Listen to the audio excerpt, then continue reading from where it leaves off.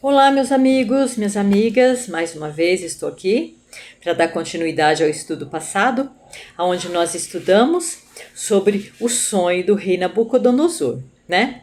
E nós estudamos e entendemos o significado de cada pedacinho daquela estátua, de cada parte daquela estátua.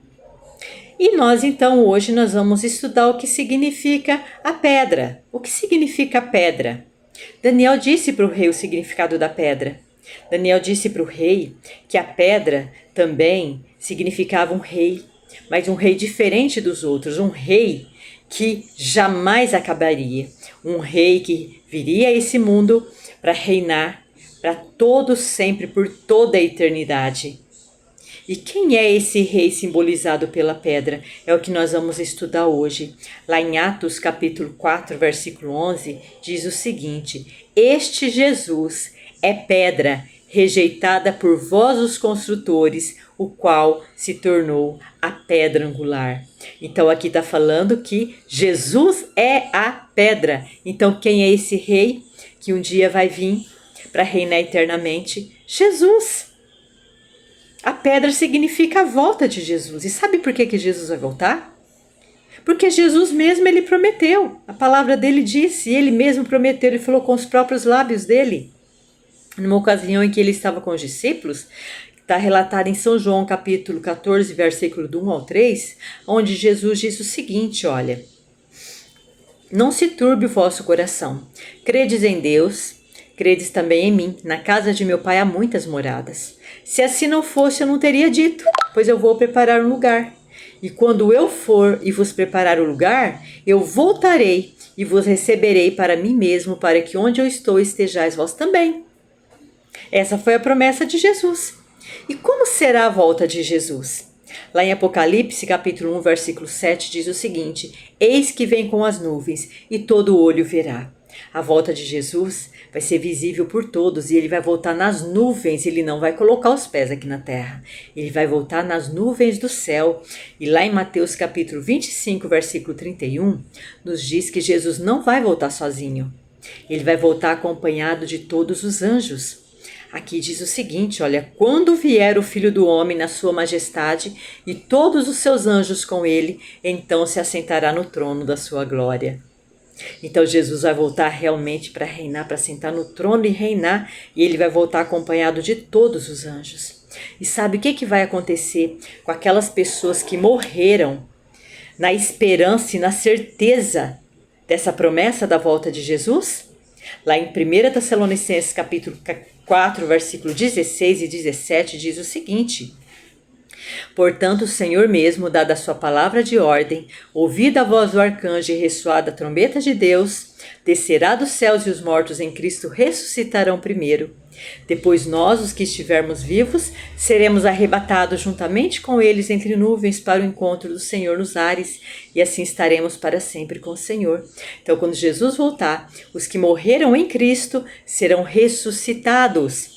E os que estiverem vivos e preparados vão se unir com aqueles que ressuscitarem e juntos seremos arrebatados nas nuvens para encontrar o Senhor nos ares. E aí estaremos para sempre com o Senhor.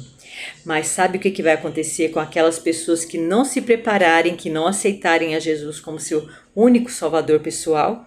Sabe o que vai acontecer com elas? Está relatado lá em 2 Tessalonicenses 2, versículo 8, que diz o seguinte: Então será de fato revelado o iníquo, a quem o Senhor Jesus matará com o sopro de sua boca e o destruirá pela manifestação da sua vinda. Eles vão cair e eles vão morrer. Então, a volta de Jesus, ela é comparada como o fim do mundo, por quê? Porque os que são de Jesus vão ser levados com ele para serem ali, né, seus súditos, né, para que Jesus reine sobre eles. E aqueles que não estiverem preparados vão cair e morrer. Por isso que a volta de Jesus é simbolizada, entendida como o fim do mundo.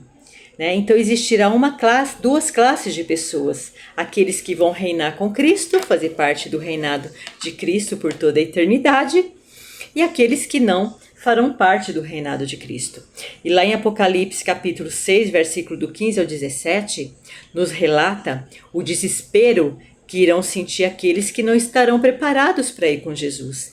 Eles vão correr, vão se esconder nas cavernas, eles vão se esconder de medo da presença de Jesus.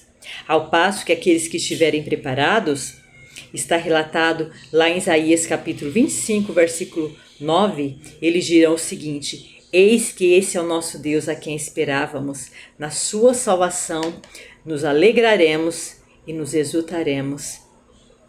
Então, em que classe você quer estar? Você quer estar na classe daqueles que vão esconder de medo de Jesus e depois logo em seguida caírem e morrer? Ou vocês vão querer estar entre aqueles que estarão preparados, estarão felizes com a volta de Jesus? Em que classe vocês querem estar? Então, o apelo que Jesus faz para vocês. Jesus veio a esse mundo, morreu na cruz do Calvário para poder salvar cada um de nós. Só que só irão para o céu com Jesus, só farão parte dos súditos do reinado de Jesus por toda a eternidade aqueles que aceitarem o sacrifício de Jesus na cruz do Calvário. Então, o apelo que Jesus faz para você hoje, que aceite Ele como seu Salvador pessoal. E estude a Bíblia, para que vocês aprendam qual a forma, qual a maneira de vocês se prepararem para esse grandioso dia que está tão pertinho para acontecer. Estude a Bíblia, ore e decida viver uma vida de obediência ao Senhor e estarem preparados para esse grandioso dia, tá? Então, olha, beijão, até o próximo estudo.